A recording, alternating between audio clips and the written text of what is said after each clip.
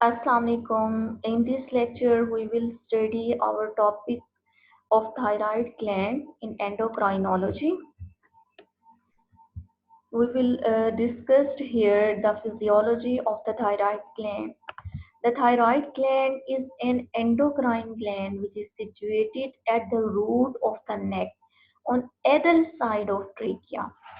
So, at the root of the neck and other side of trachea, the thyroid gland is present.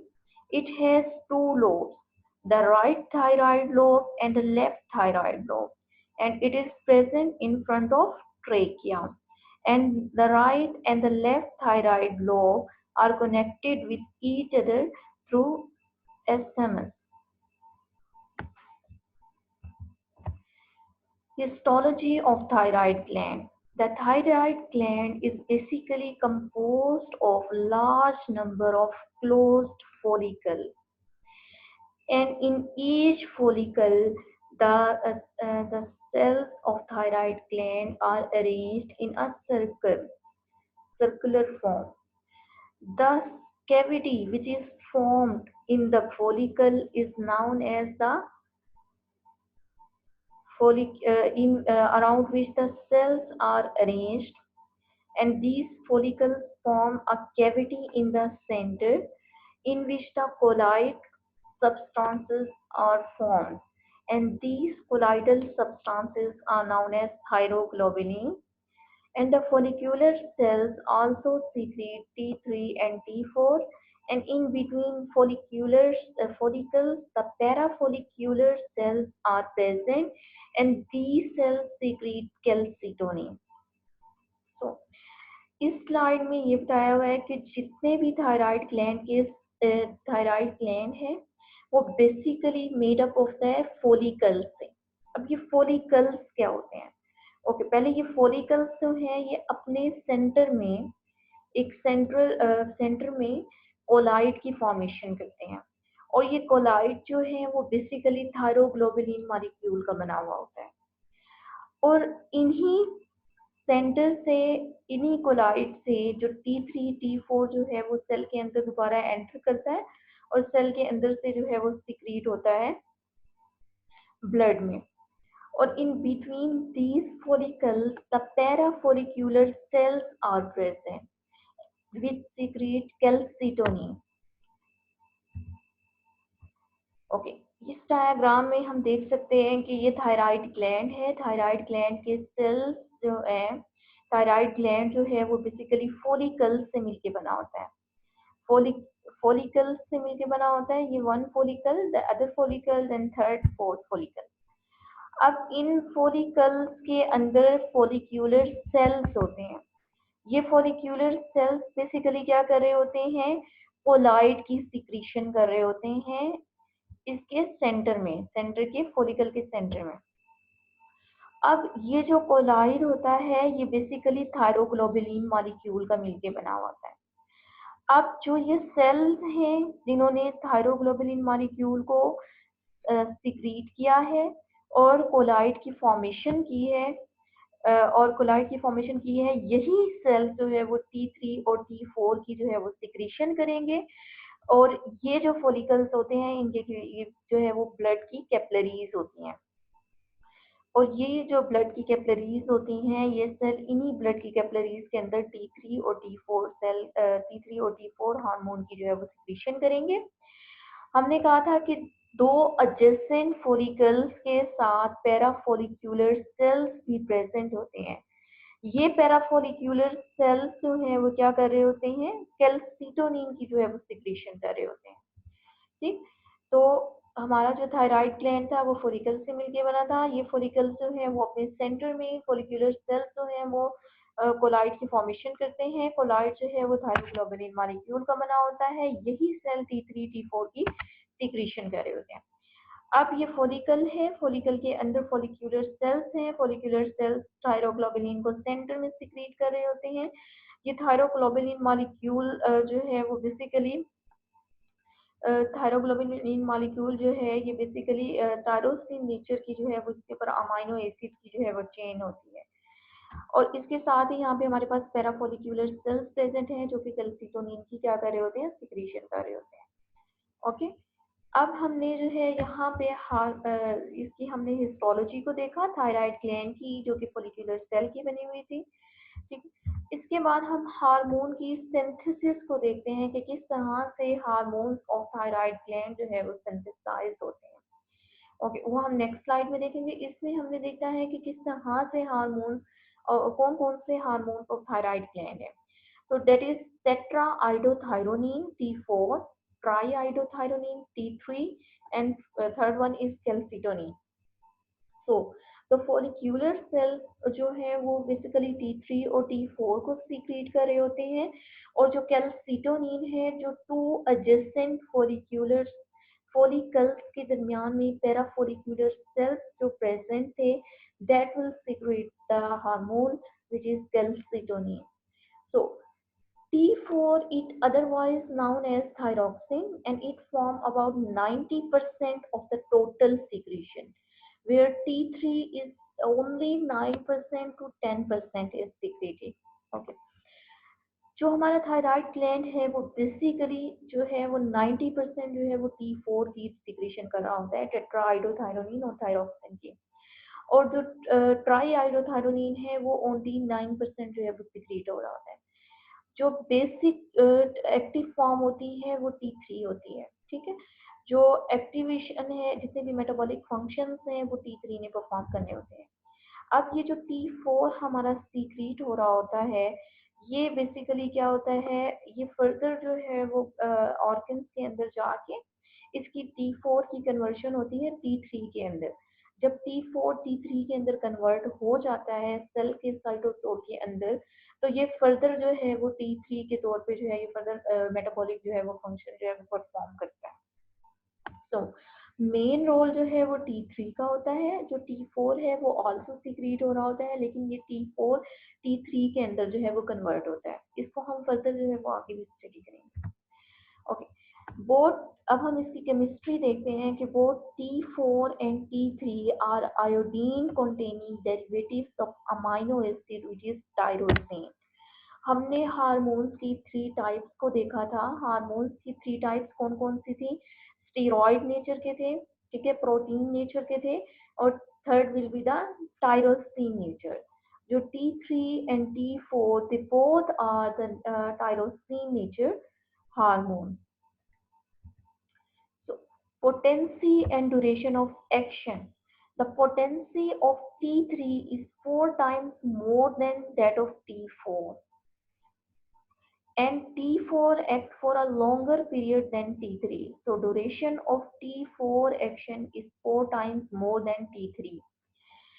अगर हम potency की बात करते हैं, अगर हम पावर की बात करते हैं, तो T3 की जो पावर है मेटाबॉलिक एक्शंस की वो T4 से 4 टाइम्स ग्रेटर है। ठीक, अगर हम ड्यूरेशन ऑफ एक्शन की बात करते हैं कि जितनी उसकी T3 की पोटेंसी ज्यादा है, इतना ही उसका ड्यूरेशन ऑफ एक्शन जो है वो लो है, लेस है। वो फौरन से जो है वो क्या होता है, उसका ड्यूरेशन ऑफ एक्शन जो है वो फौरन से एक्ट करके जो है वो उसकी हाफ लाइफ जो है वो खत्म हो जाती है। जबकि T4 जो है it is of longer action and low potency. तो लॉन्गर एक्शन इसका क्यों है ड्यूरेशन ऑफ एक्शन? क्योंकि T4 ने फर्स्ट ऑफ ऑल T3 के अंदर कन्वर्ट होना है, then T3 will perform their action. तो T4 जो है वो ब्लड के अंदर थोड़ा ज्यादा टाइम के लिए रहता है, इसलिए duration of T4 action is 4 times then T3 action. ठीक, ड्यूरेशन T4 का ज्यादा है T3 से, लेकिन पोटेंसी जो है वो T3 की ज्यादा है T4 से। Metabolism of thyroid hormone, degradation of thyroid hormone occurs in muscle, liver and kidney. Okay, now we will discuss in this slide what are the stages of synthesis of thyroid hormone, कि किस तरह से thyroid hormone जो है वो synthesized हो रहा होता है सेल्स के, जो फॉलिक्यूलर सेल्स थे उनके अंदर। फॉलिक्यूलर सेल्स के अंदर सिंथेसिस ऑफ थायराइड हार्मोन किस तरह से होती है? So first is thyroglobulin synthesis, iodide trapping, oxidation of iodide, transport of iodide into the follicular cavity, iodination of tyrosine, and then coupling reaction. Then after coupling reaction, the release of thyroid hormone away into the blood. Okay. First is the thyroglobulin synthesis. Thyroglobulin synthesis, we already discussed. The thyroid gland is basically composed of follicles, and in the follicles there are follicular cells, and these follicular cells uh, form the colloid of the follicle, and this colloid of the follicle is basically made up of thyroglobulin molecules. So the follicular cells basically क्या करते हैं, secrete करते हैं thyroglobulin को. अब किस तरह से वो थायरोग्लोबुलिन की सिंथेसिस करते हैं उसको हम देखते हैं कि thyroglobulin molecule is large glycoprotein containing 140 molecule of amino acid tyrosine. तो थायरोग्लोबुलिन का मॉलिक्यूल जो है वो 140 मॉलिक्यूल ऑफ अमाइनो एसिड जो कि टायरोसिन नेचर के हैं उस पे मुश्तमिल है या कंटेन कर रहे हैं. The endoplasmic reticulum and the Golgi apparatus in the follicular cells of thyroid gland synthesize and secrete the thyroglobulin continuously. So the thyroglobulin is continuously synthesized in the follicular cells. The follicular cells is continuously synthesizing the thyroglobulin molecule and secrete in the center of the follicle. And after the synthesis, the thyroglobulin is stored in the follicle. So after the synthesis from the cells, the thyroglobulin is stored in the follicular follicle in the central cavity. So in this diagram, we can see there is the endoplasmic reticulum, there is Golgi apparatus. This Golgi apparatus will secrete the precursor of the thyroglobulin. This precursor of the thyroglobulin is then secreted into the follicle cavity. और इस diagram के अंदर जो है वो एक cell को दिखाया हुआ है कि किस तरह से एक सेल जो है वो सिक्रीट कर रहा है thyroglobulin molecule को follicle के center में. Then second is iodide trapping. Iodide is actively transported from blood into the follicular cell against the electrochemical gradient. Iodide is transported into the follicular cell along with sodium by sodium iodide transport pump, which is also called iodide.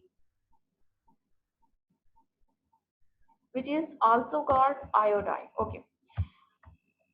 अब first हमने thyroglobulin molecule की synthesis देखी थी, ठीक. उसके साथ ही ये जो फॉलिकल के सेल्स होते हैं, फॉलिक्यूलर सेल, ये सिंथेसाइज ये ट्रैप कर रहे होते हैं आयोडीन को. आयोडीन जो कि हमारी डाइट से, हमारा जैसे आयोडाइड सॉल्ट हम अपनी डाइट में लेते हैं, तो वहां से आयोडीन जो है ये ट्रैप हो रही होती है फॉलिक्यूलर सेल के अंदर. अब फॉलिक्यूलर सेल से यही आयोडीन जो है ये फॉलिक्यूलर कैविटी में जाएगी और जहाँ पे थायरोग्लोबुलिन मॉलिक्यूल ऑलरेडी जो है वो प्रेजेंट होता है. अब ये जो प्रोसेस है आयोडीन ट्रैपिंग का, ये इलेक्ट्रोकेमिकल ग्रेडियंट के अगेंस्ट है, क्योंकि इलेक्ट्रोकेमिकल ग्रेडियंट का मतलब होता है कि हाई जो है वो इलेक्ट्रोकेमिकल ग्रेडियंट के अलोंग अगर चलता है कोई मॉलिक्यूल, दैट मीन के हाई कंसंट्रेशन से लो कंसंट्रेशन की तरफ जो है वो मॉलिक्यूल की movement. But when the molecule move from the low concentration toward the high concentration, that will be the against the concentration gradient. So iodide mostly move against the concentration gradient from the blood into the cell, and from the cell then this iodide is transported through the sodium iodide transport pump. After the iodide is trapped into the cell, then there is oxidation of iodide will occur. The oxidation of iodide into the iodine occurs inside the follicular cell in the presence of thyroid peroxidase enzyme. And absence or the inactivity of this enzyme stop the synthesis of thyroid hormone. So this iodide which is trapped through the cell should convert into the iodine through the enzyme which is thyroid peroxidase enzyme. This iodine, when this iodide then convert into the iodine, then this will be added into the thyroglobulin molecule.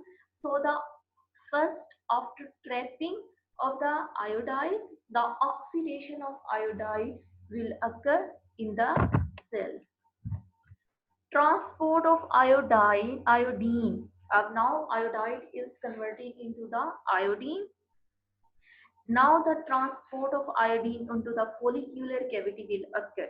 We can see in this diagram, iodine is trapped first, then iodine is converted into the iodide is converted into the iodine through the peroxidase enzyme, and then after that the transport of iodine into the follicular cavity will occur through the iodine chloride pump, which is also known as pendring. This pump is known as pendring. Pendring will cause the transport of iodine into the follicular cavity. Okay. We already studied the thyroglobulin molecule will stored in the follicular cavity. Now the iodine is transported into the follicular cavity. After that, after the transport of iodine, iodination of tyrosine will occur.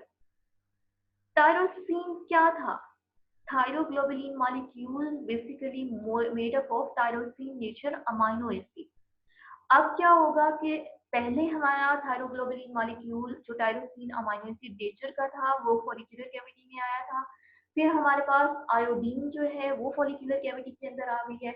अब iodination of tyrosine होगी, that mean कि iodine जो है वो tyrosine जो thyroglobulin molecule के साथ amino acid group, tyrosine nature का अमाइनो एसिड ग्रुप है, उसके साथ आयोडीन और टायरोसिन अमाइनो एसिड के आपस में क्या होगी, कपलिंग होगी। The combination of iodine with the tyrosine is known as iodination. First, iodine is transported from the follicular cell into the follicular cavity, where it binds with the thyroglobulin. This process is called organification of thyroglobulin. Then the iodine combined with tyrosine, which is already present in the thyroglobulin. Iodination process is accelerated by the enzyme iodinase, which is secreted by the follicular cell. So the follicular cell will also secrete the enzyme which is iodinase, which will cause the organification of the thyroglobulin molecule and addition of iodine into the thyroglobulin molecule. Okay. After that iodine and thyroglobulin molecule की क्या हुई है, हमारे पास iodination हुई है, thyroglobulin molecule की आपस में अटैचमेंट हुई है थायरोग्लोबुलिन मॉलिक्यूल के साथ जो टायरोसिन का जो है वो था अमाइनो एसिड फीचर, उसके साथ जो है वो आयोडीन की क्या हुई है, कपलिंग हुई है। After iodination of tyrosine, the coupling reaction will occur. Okay. The coupling reaction will occur, जितने भी हमारे पास यहाँ पे थायरोग्लोबुलिन मॉलिक्यूल जो है वो प्रेजेंट होंगे, ठीक है, थायरोग्लोबुलिन मॉलिक्यूल। अब जब टायरोसिन के साथ एक अमाइनो आयोडीन का मॉलिक्यूल कंबाइन करते हैं तो मोनो आयोडोटायरोसिन बनता है। जब मोनो आयोडोटायरोसिन जो है वो एक और आयोडीन के साथ मिलता है तो उसके साथ डाई आयोडोटायरोसिन बनता है। अब जब डाई आयोडोटायरोसिन एक ही थायरोग्लोबुलिन मॉलिक्यूल के ऊपर एक और मोनो आयोडोटायरोसिन से मिलता है तो ट्राई आयोडोटायरोसिन बनता है, और इसी तरह से अगर मोनो आइडोटायरोसिन जो है वो डाई आइडोटायरोसिन के साथ मिलेगा तो रिवर्स जो है वो T3 बनता है। और इसी तरह से अगर डाई आइडोटायरोसिन जो है वो डाई आइडोटायरोसिन के साथ मिलेगा तो वहां पे हमारे पास टेट्रा आइडोटायरोसिन बनेगा, दैट इज T4। ठीक है, तो हमने यहाँ पे फर्स्ट ऑफ ऑल क्या देखा था, थायरोग्लोबुलिन की सिंथेसिस देखा था, फिर आयोडीन की ट्रैपिंग देखा था, आयोडीन को हमने ऑक्सीडेशन देखा था, आयोडाइड जो है वो आयोडीन में कन्वर्ट हुआ था, देन आयोडाइड आयोड की हमने आयोडीनेशन देखी थी। आयोडीनेशन में क्या होता है कि थायराइड थायरोग्लोबुलिन मॉलिक्यूल के साथ जो है वो आयोडीन की जो है वो एडिशन होती है। उसके बाद हमने इसकी कपलिंग देखी है। कपलिंग में क्या होता है कि थायरोग्लोबुलिन मॉलिक्यूल के ऊपर मोनो आइडोटायरोसिन अगर एक लगेगा, अब ये मोनो आइडोटायरोसिन जो है वो एक और आइडोटायरोसिन के साथ कंबाइन करके डाई आइडोटायरोसिन बना देगा।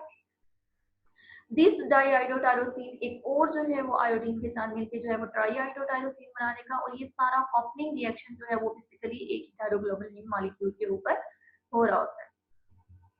After the coupling reaction, the iodotyrosin residue gets coupled with one another, and the coupling occurs in different configuration to give rise to different type of thyroid hormones.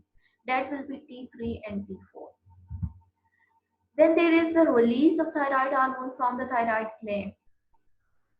Thyroglobulin molecule is not release into the blood stream. अब हम ये कहें कि ये thyroglobulin का molecule है जिसके ऊपर मोनो आइडोटायरोसिन, डाई आइडोटायरोसिन, T3 और T4 जो है वो प्रेजेंट है।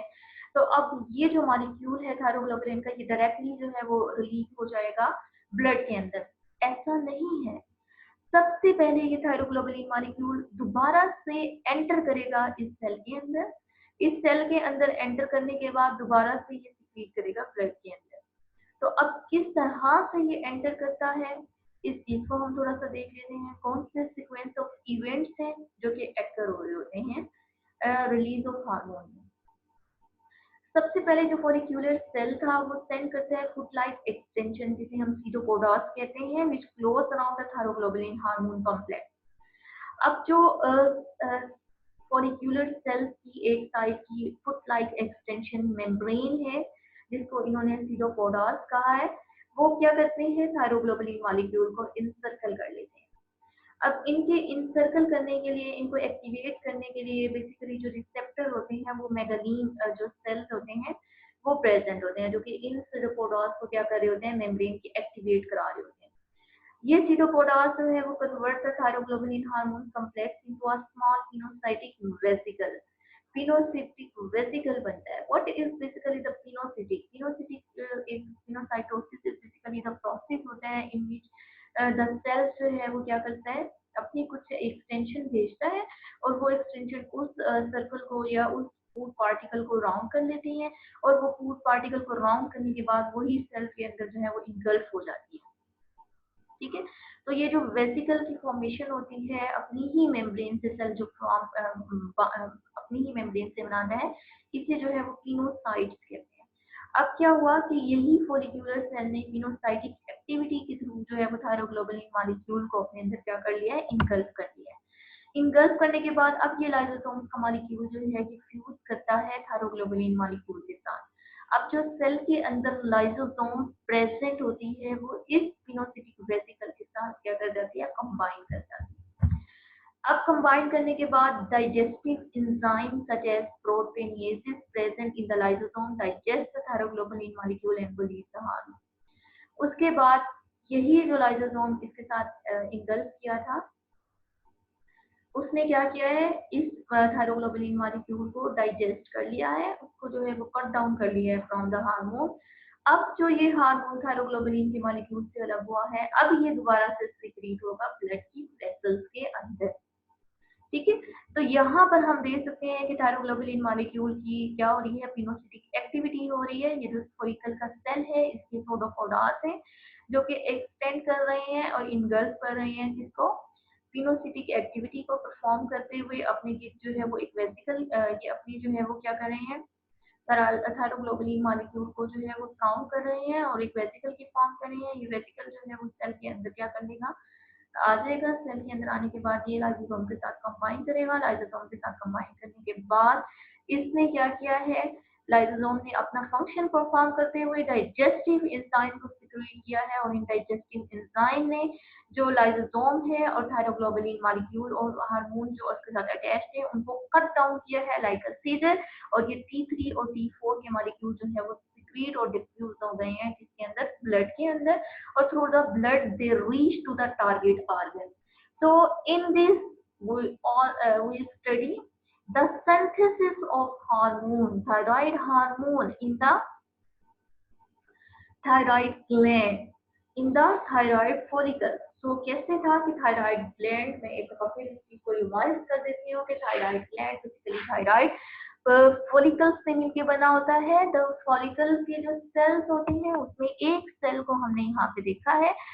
सबसे पहले उसके अंदर आयोडीन का ट्रांसपोर्ट को यहाँ पे किया हुआ है, जबकि हमने पहले थायरोग्लोबुलिन की सिंथेसिस को देखा था जो सेकंड नंबर पे दिया हुआ है. थायरोग्लोबुलिन की सिंथेसिस जो सेल होता है उसके गोल्गी अपरेटस और जो एंडोप्लाज्मिक रेटिकुलम है ये बेसिकली सिंथेसाइज कर रहे होते हैं थायरोग्लोबुलिन को. थायरोग्लोबुलिन बेसिकली स्पेशलाइज्ड किस्म की जो है वो प्रोटोग्लाइकिन यानी कि स्पेशलाइज्ड अमाइनो एसिड टायरोसिन की नेचर का जो है वो मिलकर बना होता है.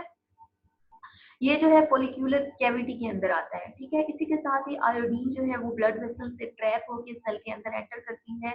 आयोडाइड जो है वो देन कन्वर्ट होता है आयोडीन के अंदर. तो थर्ड नंबर पे ऑक्सीडेशन ऑफ आयोडीन जो है वो सेल के अंदर होती है पर ऑक्सीडेज एंजाइम से. देन ये आयोडीन जो है ये सिक्रीट होती है सेल से इनटू द फोलिक्यूलर कैविटी. अब इसके अंदर ऑलरेडी थायरोग्लोबुलिन मॉलिक्यूल भी आ चुका है, आयोडीन की जो है वो ऑक्सीडाइज होके आ चुकी है. अब इसकी आयोडीन की आयोडीनेशन होती है, ऑर्गेनिफिकेशन होती है जिसके अंदर आयोडीन टायरोसिन मॉलिक्यूल के साथ कॉम्बाइन करता है. जब आयोडीन जो है वो टायरोसिन मॉलिक्यूल के साथ कंबाइन करता है तो हमारे पास मोनो आइडो टायरोसिन बनता है उसी थायरोग्लोबुलिन मॉलिक्यूल के ऊपर. उसी थायरोग्लोबुलिन मॉलिक्यूल के ऊपर जब हमारे पास मोनो आइडो टायरोसिन बन जाता है तो ये मोनो आइडो टायरोसिन उसी थायरोग्लोबुलिन मॉलिक्यूल के ऊपर एक और आयोडीन के साथ मिलके डाई आइडो टायरोसिन बना देता है. अब ये डाई आइडोटायरोसिन जो है ये मोनो आइडोटायरोसिन की आपस में कपलिंग होती है जिससे ट्राई आइडोटायरोसिन बनता है, और टेट्रा आइडोटायरोसिन जब दो डाई आइडोटायरोसिन आपस में कंबाइन करेंगे तो एक ही मॉलिक्यूल के ऊपर हमने देखा कि T3 बना, T4 बना. इसके बाद डाई आइडोटायरोसिन और mono iodotyrosine will also present on the thyroglobulin molecule. अब ये मॉलिक्यूल जो है वो पिनोसिटिक एक्टिविटी ऑफ सेल के थ्रू एंटर करेगा into the cell, and through the cell it will combine with the lysosome to form the lysosomes, and this lysosome then cut down the thyroglobulin molecule and also the T3 and T4 hormone. And this T3 and T4 hormone after जो है वो coupling the storage of thyroglobulin molecule will occur, and after thyroglobulin molecule T3 और T4 की जो cut down हुई थी जिससे lysosome enzyme ने कट डाउन किया था वो क्या हो जाएगी, सीक्रेट हो जाएगा इन द ब्लड, और ब्लड के अंदर डिफ्यूज कर जाएगा और अपने टारगेट ऑर्गन पे जो है वो पहुंच के अपने फंक्शन को परफॉर्म करेगा. तो ये सारा हमने क्या देखा, synthesis of thyroid hormone which is T3 and T4.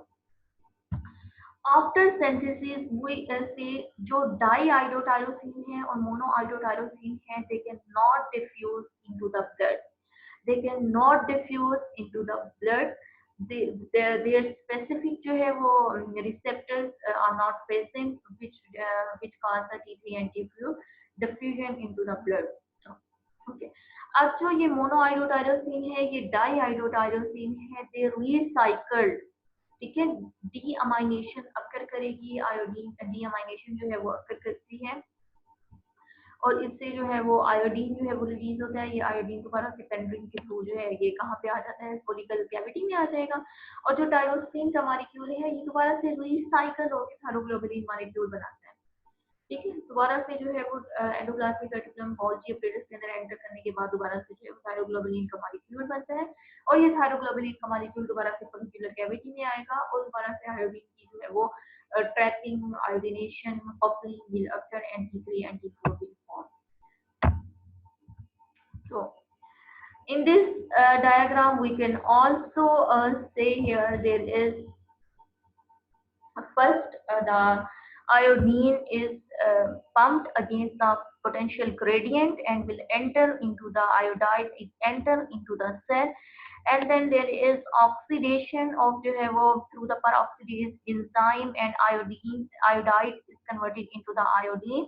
We can say here there is I negative is converting into the I positive, and the thyroglobulin molecule is already secreted into the follicular cavity. This thyroglobulin molecule will combine with the iodine through the iodination process, and this thyroglobulin molecule has a tyrosine enzyme, tyrosine amino acid. We can say here when the iodine combined with the tyrosine, there is monoiodotyrosine. This monoiodotyrosine then combined with the further iodine to form the diiodotyrosine, and then diiodotyrosine and monoiodotyrosine on the same thyroglobulin molecule. When the coupling reaction will occur between the monoiodotyrosine and diiodotyrosine, T3 and the T4 will form, and this T3 and T4 will also present on the same thyroglobulin molecule, and this same thyroglobulin molecule through the pinocytic activity of the cell will enter into the cell, and then this thyroglobulin molecule will combine with the lysosome enzyme, and the lysosome enzyme then cut down the thyroglobulin molecule with the hormone T3 and T4, and then T3 and T4 will diffuse away into the, when the TSH thyroid thyroid receptor will act, we can see in this diagram, the thyroid receptor will attach with the TSH, which is secreted from the hypothalamus. Cyclic AMP activity will occur. It will cause the protokinase activity will occur here, and this protokinase activity will cause the pinocytic activity of the thyroglobulin molecule. Thyroglobulin molecule then combine with the lysosome enzyme, and this lysosome enzyme will cause the cut down of the thyroglobulin molecule and T3 and T4 activity, and this T3 and T4 then release and diffuse away into the blood, and this monoiodotyrosine and diiodotyrosine and the thyroglobulin molecule will recycle back into the synthesis of thyroglobulin molecule.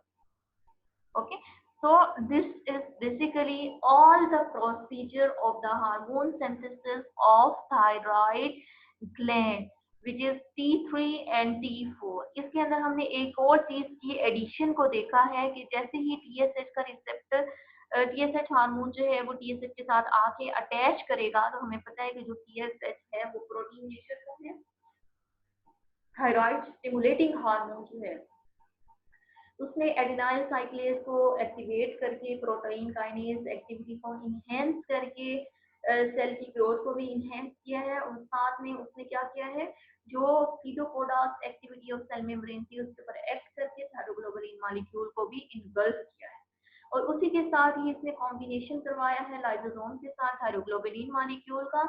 जैसे ही thyroglobulin molecule के साथ lysosome का combination होगा तो lysosome cut down कर देता है T3 और T4 को थायरोग्लोबुलिन के मॉलिक्यूल से, और ये थायरोग्लोबुलिन का मॉलिक्यूल डिफ्यूज कर जाता है ब्लड के अंदर, और जो मोनोआइडोटायरोसिन डाइआइडोटायरोसिन थायरोग्लोबुलिन मॉलिक्यूल के ऊपर प्रेजेंट है वो दोबारा से रिसाइकल्ड हो जाते हैं, दोबारा से जो है वो क्या हो जाते हैं, रिसाइकल्ड हो जाएंगे। जैसे कि डीआयोडिनेशन यहाँ पे हम देख रहे हैं, डीआयोडिनेशन हुई है, टायरोसिन का मॉलिक्यूल निकला है, 19 other amino acid combine to protein synthesis and thyroglobulin molecule की सिंथेसिस होगी, और ये थायरोग्लोबुलिन मॉलिक्यूल की जो सिंथेसिस हुई है दोबारा से सीक्रेट हो जाएगा इसके अंदर, दोबारा से it will be secreted into the follicular cavity। तो ये सारा जो है ये हमने क्या देखा इसके अंदर थायराइड ग्लैंड की थायराइड ग्लैंड हार्मोन की सिंथेसिस कि किस तरह से थायराइड ग्लैंड का जो सेल थे वो फोलिकुलर फॉर्म में अरेंज थे, और फिर वही फोलिकल के सेल्स आयोडीन को ट्रैप करके फोलिकुलर कैविटी में लेके आके हार्मोन की सिंथेसाइज करके फिर उसी हार्मोन सिंथेसाइज मॉलिक्यूल को अपने अंदर इनगल्फ करके फिर उसको किस तरह से सीक्रेट कराते हैं ब्लड के अंदर और डिफ्यूज कराते हैं ब्लड के अंदर। इसके साथ ही हम देखते हैं कि हमारे पास जो है वो T3, T4 और रिवर्स जो है वो T3 भी जो है वो और T4 की जो स्ट्रक्चर है वो किस तरह से होती है। जो T3 है that is and T4 that is the active form of जो है वो थायराइड ग्लैंड हार्मोन। जो रिवर्स T3 है इसका कोई रोल नहीं होता, लेकिन रिवर्स T3 क्यों है? रिवर्स T3 बेसिकली इस वजह से है कि जो हमारा आयोडीन होता है उसकी जो अरेंजमेंट है वो थोड़ी सी जो T3 की जो है अरेंजमेंट ऑफ आयोडीन की जो इसके ऊपर अमाइनो एसिड की चेन के ऊपर वो जो है वो थोड़ी सी डिफरेंट होती है इन रिवर्स T3 के अंदर। ठीक है, तो अगर हम यहाँ पे देखते हैं तो 3,5,3 triiodothyronine is the T3 and T3,3,5 triiodothyronine is the reverse T3। And reverse T3 का मैं आपको ऑलरेडी बता चुकी हूँ, हमारे हार्मोन रिवर्स T3 का कोई रोल नहीं है, जबकि T3 और T4 का रोल है। बेसिकली तो T4 भी कुछ फंक्शन परफॉर्म नहीं कर रहा होता, जो T3 है वो सेल के साइटोसोल के अंदर जो T4 है वो सेल के साइटोसोल के अंदर जो है वो एंटर करने के बाद T3 के अंदर कन्वर्ट होता है, और ये T3 देन फर्दर जो है वो जाके जो है वो न्यूक्लियर मेम्ब्रेन न्यूक्लियस के अंदर जो है इसके रिसेप्टर प्रेजेंट होती हैं, और न्यूक्लियस के अंदर जाके अटैच करने के बाद ये प्रोटीन की जो है वो सिंथेसिस करता है, और प्रोटीन की सिंथेसिस जो है वो सेल की ग्रोथ में और मेटाबॉलिज्म में मेन रोल प्ले करेगी।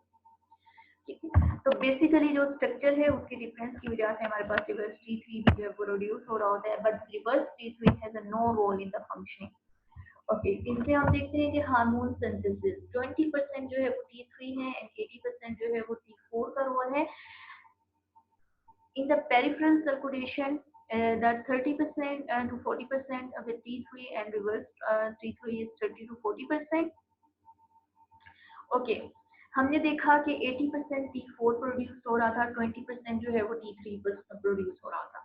अब वो कहते हैं कि उसमें से 20 to 40% जो है वो 80% में से जो है वो T4 इस एलिमिनेटेड थ्रू बाइल, बाइल के थ्रू जो है वो एलिमिनेट कर जाता है T4, जबकि T4 is also convert 30 to 40% into the T3 and 30 to 40% into the reverse T3। ठीक है, पेरिफेरल सर्कुलेशन के अंदर जाके सेल्स के अंदर जाके जो T4 था वो T3 के अंदर कन्वर्ट करता है, और कुछ जो है वो लिवर के अंदर जाके जो है वो 30% to 40% जो है वो रिवर्स जो है वो T3 में होते हैं, और ये रिवर्स T3 जो है वो लिवर के अंदर जाके जो है वो आयोडीन और टायरोसिन को रिसाइकिल करता है। Transport of thyroid hormone in the blood will occur through specialized protein, which is thyroxine binding globulin, thyroxine binding pre-albumin or albumin. The mechanism of action of the thyroid hormone, we can say the T4 is dissociated with its carrier protein and diffused through the cellular membrane into the cytosol, where it is converted into the T3 by the deiodinized enzyme. Then this T3 bind with the nuclear receptor binding receptor protein. Hormone receptor protein complex will form. This hormone receptor protein complex will cause the transcription of the DNA, and then there is initiation of transcription and protein level synthesis translation will occur in the cell. So इसमें हमने देखा कि जितना भी T4 है वो basically जैसे ही cell के अंदर जो है वो एंटर करता है, T3 और T4 जो है बेसिकली किसके थ्रू मूव कर रहे थे, कुछ जो है वो प्रोटीन के थ्रू मूव कर रहे थे ब्लड के अंदर। अब जैसे ही अपने टारगेट सेल पे पहुंचते हैं अपने रिसेप्टर के साथ T4 जो है वो अटैच करता है, तो ये T4 जो है वो साइटोसोल के अंदर जाके T3 के अंदर कन्वर्ट हो जाता है। डीआयोडीनेज एंजाइम जो है वो प्रेजेंट होते हैं सेल के अंदर।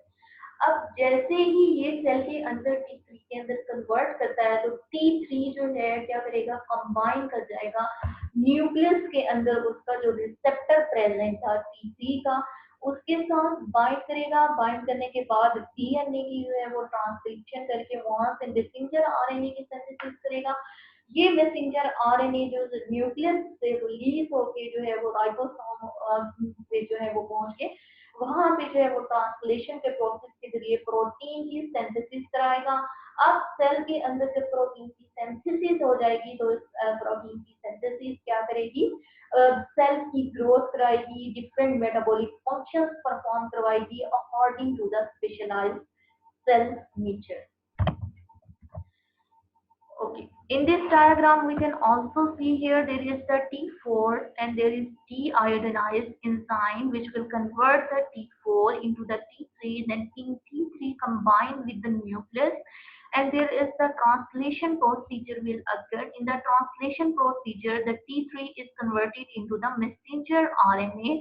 This messenger RNA will form through the transcription process, and this translation will occur on the endoplasmic reticulum, through which different type of proteins enzyme will produced, and it will cause the different type of protein which enzyme will produce, different type of proteins will produce, which will cause the increase in the growth, which will cause in the specialized sodium potassium ATPase enzyme will produce oxygen consumption will occur, the basal metabolic rate will occur, increase in the beta adrenergic receptor will increase.